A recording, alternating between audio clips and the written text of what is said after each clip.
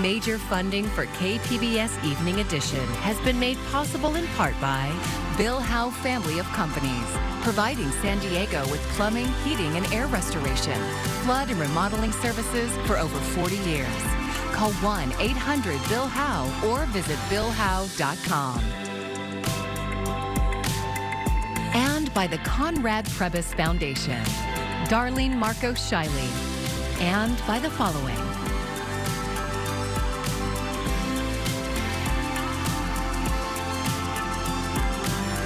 And by viewers like you.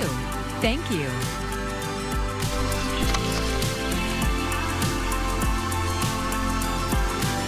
The biggest seller of homeowners insurance policies in California is about to raise rates by a lot. Thank you for joining us. I'm Maya Trabulsi. The hike in rates comes against a backdrop where getting homeowners insurance is more difficult than ever and more expensive. KPBS reporter John Carroll looked into the issue and found things are likely to get better anytime soon. Owning a home in San Diego County. For those who can afford it, it can be a dream come true. But the dream is becoming increasingly more expensive, and that's if you can even get insurance. The California Department of Insurance says 7 out of the 12 largest insurance companies have either paused or restricted new policies. Some companies have stopped doing business in the state altogether. What is happening is that we have a very unfortunate kind of toxic stew of things that happened at the same time. That's Amy Bach, the co-founder and executive director of United Policyholders. The nonprofit was formed in the early 90s to level the playing field between insurers and the insured. She says that job is harder than ever due to a number of factors.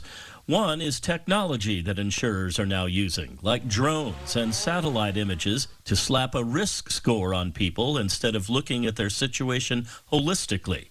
That's part of what she calls TMI, too much information. Finally, now they see all the trees around your house, and they see your wood pile, and they see, they see things that scare them out of wanting to insure you. And COVID, with its effect on supply chains, made everything, material and the price of labor, skyrocket. We're kind of in the middle of the regulatory environment. Jill Epstein is the CEO of the Independent Insurance Agents and Brokers of California.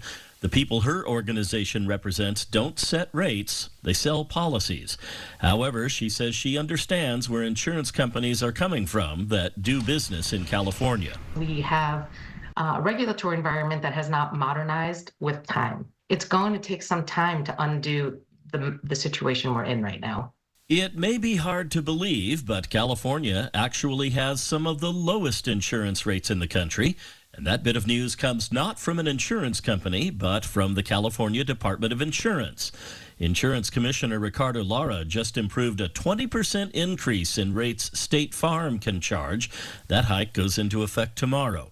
State Farm is the biggest insurer in California. What's really happening here is it's national, but we're taking action in California. The California Department of Insurance's Michael Soller says the department is working on a new regulatory structure. So Insurance Commissioner Ricardo Lara has introduced a comprehensive strategy, the sustainable insurance strategy, to restore options for people, to improve availability of insurance. And that's really going to help to drive down the costs of insurance. Because right now we have areas where people cannot even get an insurance company to call them back. Lara will soon introduce a new catastrophe modeling regulation that's designed to address things like the increasing risk of wildfires in the state. The idea being to make the business environment better for insurance companies so more of them either come back to the state or resume writing policies. The end goal is more competition, which theoretically should lead to lower prices. But everyone involved in the process agrees it will take time. In the meantime, homeowners here and across the state need to buckle up for more expensive rates to come if they can get a policy at all. John Carroll, KPBS News. Hail, rain, and even some snow fell in parts of the county this afternoon. This is video near the KPBS building on the San Diego State campus. Thunderstorms were also reported in some areas. More rain could be on the way. Ariela Scalise has our first look at the forecast. I'm Ariella Scalise, and coming up tonight, temperatures will drop to the upper 40s under a mainly clear sky. The wind starting to diminish a bit, but we are tracking a few showers possible as we head throughout the next few days. We'll have a closer look. That's all coming up. San Diego Gas and Electric and the group advocating for a municipal utility system are sparring over the value of the city's electrical grid. KPBS environment reporter Eric Anderson says system value is important if the property changes hands. The investor-owned utility says the value locked up in power lines, poles, and transformers inside city limits is significantly higher than previous estimates. A utility-funded review puts the value between $7.4 and $9.3 billion. Lost SDG&E revenue that's currently paid to the city could push the cost closer to $11 billion. That is significantly higher than estimates by two city studies looking into municipalization, which puts the value between $2.7 and $4.3 billion. When you look at the actual cost of the assets themselves, the wires and the meters and the poles that we have today, you have that is a value that they would have to purchase. But really, also we have to separate the grid into two. SDG&E is sensitive to the fact that there's a backlash against rapidly rising rates. The company says prices will start to come down when electricity use rises with increased electrification. But for now, the Public Advocate's Office says electricity rates are rising well above the rate of inflation, and utility filings to regulators show that more than a quarter of the company's customers are behind on their bills. We remain laser focused on trying to cut costs. Making sure that we are investing in our infrastructure the smartest way, the most efficient, the most cost-effective way on behalf of our customers, so we can start to really chip away and get at a more affordable energy bill really going forward. SDG&E hired a utility consultant to study the issue.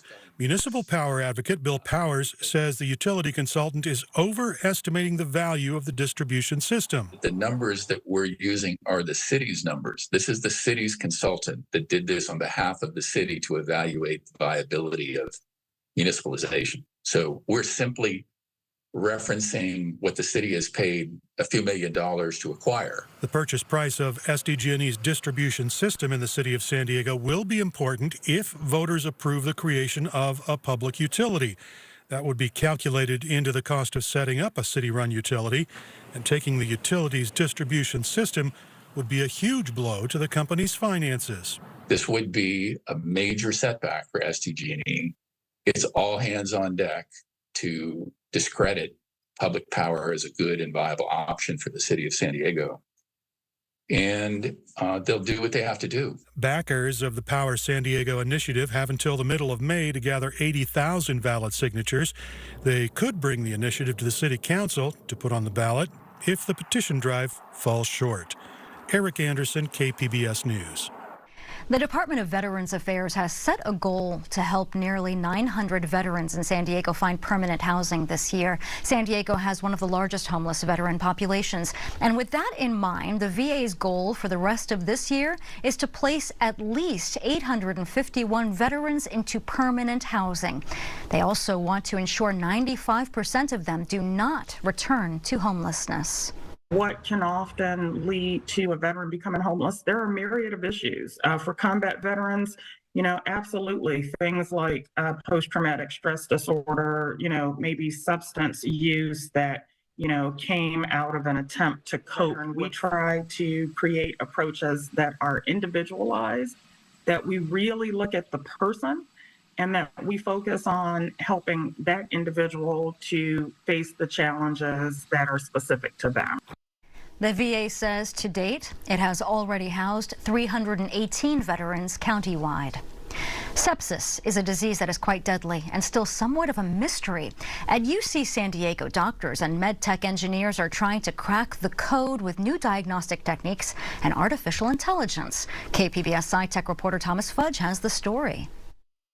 Steve Israel was a healthy man in his early 40s when one day he noticed symptoms that made him think he had the flu. Then he started having trouble breathing and went to an urgent care clinic. He was then sent to the local hospital in Temecula. As things got worse, he was medevaced to the UC San Diego Medical Center. He says just before that, his wife got some troubling advice at Temecula Valley Hospital. The medical folks there told my wife, make sure that you say goodbye before he gets on the helicopter. So the way she interpreted that was, we don't know if he's going to be alive when you get down to San Diego and when the helicopter gets there. Israel had gotten sepsis. He says his lungs soon collapsed and his kidneys and gallbladder also failed. The thing that saved his life at UCSD was a machine that oxygenates the blood when your lungs no longer work. One man who played a crucial part in Steve's story was Gabriel Wardy. He was the ER doctor who ordered the helicopter flight to UCSD, where Wardy is now director of the school's hospital sepsis program. He says with sepsis, speed of diagnosis is a matter of life or death. Because the earlier that we catch sepsis and the earlier that we start some of the life-saving therapies, the better that people do. And so right now, what we try to do, and particularly in our emergency department, is to catch them as quickly as we can. And that way, we're able to start the therapies like IV antibiotics, give patients some fluids to really kind of prevent that worsening infection. Put simply, sepsis is an infection and a physical response to it that gets out of control. It is often bacterial, but it can be viral or caused by a fungus. Wardy says every year in the U.S., 1.7 million people get it and 270,000 die from it. The groups of people most at risk are infants, the elderly, and people with weak immune systems. At UCSD, Wardy and his colleagues have created an artificial intelligence system in use at UCSD emergency departments to spot people at high risk of sepsis. As soon as someone checks into our triage system, our machine learning model starts to ingest data from them. What does that mean? It means their vital signs, their comorbidities, the medications that they take at home, and it starts to generate a risk score. If the risk score is high enough, the system sends out an alert to the emergency room staff. UCSD deep learning researcher Aaron Bucina was on the team that created the AI model. If a patient walks into the emergency department, there's about a 5% occurrence rate of sepsis in the ED. If you get one of these alerts, your risk is 10 to 20 times higher. But even if you identify a patient who's likely to get sepsis, you still can't be sure what's causing it and what the best treatment would be. And that's where another new diagnostic tool comes in. It melts DNA to figure out if the sepsis pathogen is bacterial, viral, or fungal. This microscope in a lab at UCSD is what is used to melt DNA. A sample is taken from a person, it's placed in this device, and heat is applied to it. Stephanie Fraley is a bioengineer, also at UCSD, who has created a new technology she calls melt read. She says when a DNA sample melts, its twisty double helix actually unravels. The amount of heat that requires and the way the DNA unravels identifies the pathogen that caused the infection. We get a signature from that. We call it a melt signature, and so we're able to match melting signatures from a sample to melting signatures that we've seen before. She says using melt read instead of waiting for a blood culture saves a lot of time, taking hours, not days. Again, with sepsis, time is of the essence. Fraley still awaits FDA approval to use her technology in a clinic.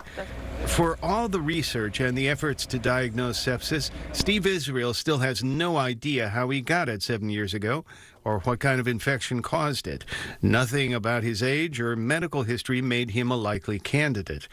When he reflects on his experience, he thinks of the good fortune he had having a medical team that knew about sepsis and took his condition seriously, like the physician's assistant at urgent care who called for an ambulance to send him to the hospital. That person could have sent me home and said, here's some medication, here's a breathing treatment, go back home, and if you don't feel better, I think if that would have happened, I probably would have died in my living room at home a couple hours later. But now he's a sepsis survivor living in Temecula with his wife and 3 kids. Thomas Fudge, KPBS News. The latest inflation numbers show prices ticked up slightly in February, but there is some good news about the economy. Jen Sullivan breaks down what it all means for your wallet. The latest inflation numbers show consumers are still grappling with higher prices.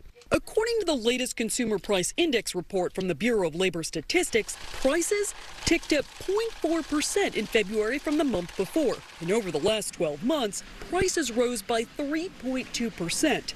But the full report has both good and bad news for consumers.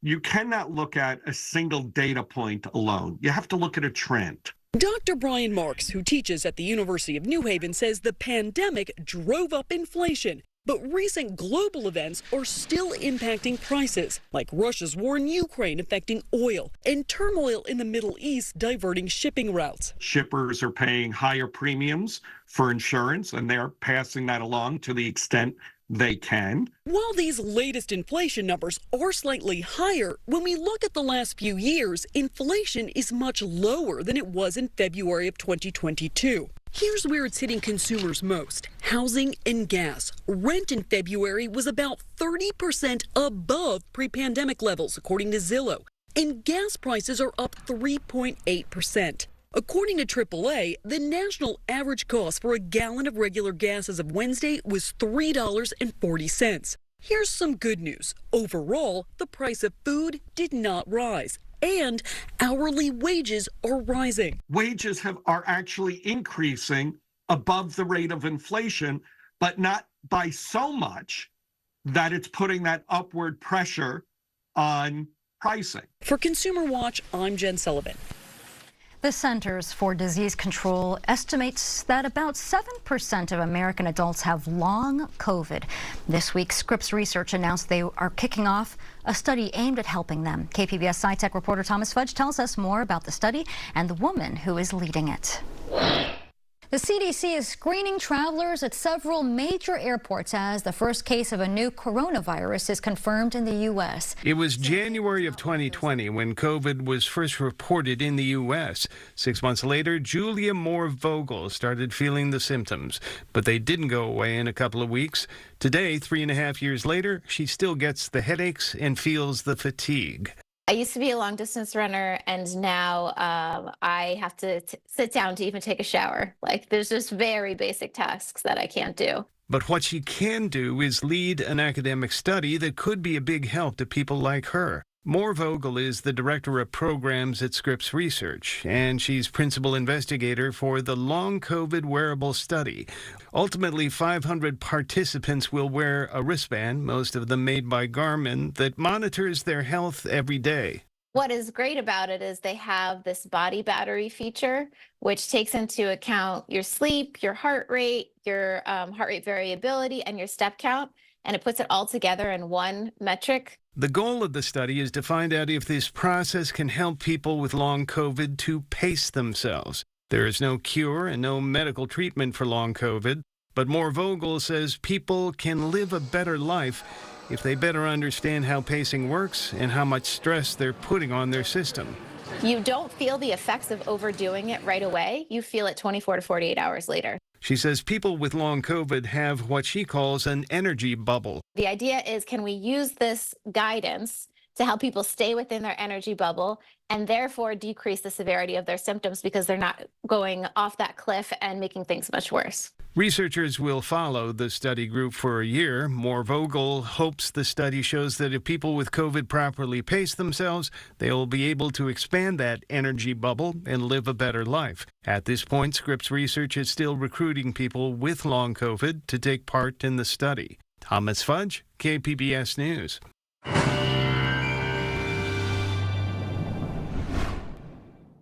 And we are tracking our weather headlines and good news as the powerful winds, those begin to diminish through tonight. Now, maybe a little bit breezy still as we head into the weekend as we're tracking our next chance of showers, maybe even a storm or two, especially through the valleys and the mountains. And then we're going to be warmer and drier as we head into early next week. Looking at conditions through tonight, as Oceanside will be cool down to 42. San Diego, you'll have it right around 49 tonight, and Chula Vista overnight temperatures around 49 degrees. Borrego Springs under a mostly clear sky, you're down to 43, and a cold night tonight in Mount Laguna down into the 20s. We continue to track this low here as it slides into parts of the Four Corners as we head into the day on Friday. With that, we get a cooler little flow of air here moving back in throughout the end of the week. So temperatures with some rain even into San Diego, 66 degrees, Oceanside 68, Chula Vista 65. We'll get more clouds, maybe even a few flurries moving through into Mount Laguna at 33, and Borrego Springs, your temperatures into the 60s. We continue to track this low here through the day on Saturday. You'll notice the warmer temperatures in parts of Northern California as we'll eventually see a warmer and drier pattern moving through over the next couple of days. So taking you out to the coast here for your 5-day outlook, upper 60s on Friday, 70s through the weekend, and then we continue to see low 70s with sunshine as we head into early next week. 5-day outlook as we move further inland, staying a little bit cooler on our Friday at 66, but then pretty pleasant as we head into the weekend with more sunshine moving through, and then warming up next week, highs back into the upper 70s by Tuesday. For the mountains, a little bit of flurry activity possible for Friday and a shower or two later in the day on Saturday. Cold on Sunday, and then we'll warm up, and some showers could return again by the time we head into next Tuesday. Wrapping things up into the deserts where temperatures will be cooler over the next couple of days. Maybe good news if you want to go out for a hike into the 60s, but then we warm back up as we head into early next week. Highs back into the 80s. For KPBS News, I'm Ariella Scalise. There is a new spelling bee champion in San Diego. Ben Evans, an 8th grader at Twin Peaks Middle School in Poway, correctly spelled epihippus to win the San Diego County Scripps Regional Spelling Bee. Each student competed in spelling bees at their individual schools. Today, more than 80 kids took turns spelling their given word on the big stage. Honestly, this morning I woke up, I did not expect to be holding this trophy. I did not expect to win this, but this is definitely a special moment. Ben says this is only the beginning of his journey. Now he sets his sights on becoming the Scripps National Spelling Bee champion. He will head to Washington, D.C. in May to represent San Diego County. San Diego researchers are using new technology to study snakes in ways never before possible. KPBS North County reporter Alexander Wynn says they're among the first to use them on snakes. On this bright, sunny day, San Diego State researcher Emma McAndrews, with a snake grabber in hand, is on a mission. We're going after to locate one of our snakes. She's looking for M43. But first, some safety gear. Now that the weather is warmer, snakes are getting active. We've been monitoring this male number 43 for almost a year now. The red diamondback rattlesnakes that McAndrews is studying like to hide in rocks and tall, grassy areas. They spend most of their time concealed to either evade predators or ambush prey. And that makes them hard to observe and study in the field. Plus, direct observation interferes with their natural behavior. The research project is a partnership between SDSU and San Diego Zoo Wildlife Alliance. The Biodiversity Reserve at the San Diego Zoo Safari Park is a hotspot for the red diamondbacks. After a bit of looking, with a radio antenna, M43 was spotted. Oh, I see him. Oh, this is great. He's right there. Now comes the data collection. McAndrew makes a note of where the snake was found. Rocks to the, I guess, southeast of the cell den. A cell den is where snakes overwinter. The red diamondback rattlesnakes are listed as near threatened because they prefer pristine coastal sage scrub habitat. And that is hard to find. More than 75% of the coastal sage scrub habitat is gone because of human development. We'd take a hit if we lost the red diamonds for sure, but yeah, we'd be losing that ecosystem function. We could potentially see, especially in our areas of coastal sage scrub habitat, rodent populations going up, which would have potentially a negative effect on the longevity of the vegetation in the area. The Safari Park Ecological Preserve is one of the few pristine sage scrub habitats left in the county. Jeff Lamb is a conservation program specialist at the San Diego Zoo Wildlife Alliance. Sounds like he's gone down in this valley. He's been studying the red diamondback rattlesnakes for more than 20 years. They're very important in the food web in general. So they eat a lot of the smaller animals, and a lot of larger animals such as bobcats, coyotes, hawks, birds of prey eat them. That's why research like this is so important, but studying them has been challenging. Because of how elusive these snakes are, it's been hard to study their behavior until now with this accelerometer. It's similar to the technology in cell phones. The accelerometer measures movement, including speed, distance, and height. So they're able to monitor accelerations of the snake's movements along 3 bodily axes. So if the snake's moving forward or back, side to side, or any vertical motions as well. The device tracks some of the details of their behavior unknown to science right now. Accelerometers have been used to track animals in the wild before, but they tend to be bigger and bulkier, not ideal for snakes. But with improved technology and easier to attach to snakes. This is the Axie on video for male number 23, Ruber at the safari park. The Zoo Wildlife Alliance and SDSU are among the first to use them to study snakes. The accelerometers are letting us know what they're doing when we're not there. Over time, we hope to use that technology to tell us how they're reacting to things like roads. Roads are one of the biggest problems. They cut the habitats in half. They kill snakes. This is important because being isolated could affect the population's biodiversity, leading to extinction. If you think of every species in the world as a brick in a wall, and every time one goes extinct, you're pulling a brick out of the wall. The wall's not going to make it. It's going to crash, and that wall's us. Plus, these snakes are beautiful and fascinating animals. I just love the snakes so much. I have an inherent care for them. And I just think that they're so beautiful. They're so fascinating. Alexander Nguyen, KPBS News. Wow, that's a cool shot. Well, here's a look at what we're working on for tomorrow in the KPBS newsroom. Is the dollar store expansion coming to an end? NPR's Morning Edition has more on the announcement that Family Dollar and Dollar Tree are closing 1,000 stores. And you can find tonight's stories on our website, kpbs.org. Thanks for joining us. I'm Maya Trabulsi. Good night. Major funding for KPBS Evening Edition has been made possible in part by Bill Howe Family of Companies, providing San Diego with plumbing, heating, and air restoration, flood and remodeling services for over 40 years. Call 1-800-BILL-HOWE or visit BillHowe.com. And by the Conrad Prebys Foundation, Darlene Marco Shiley, and by the following.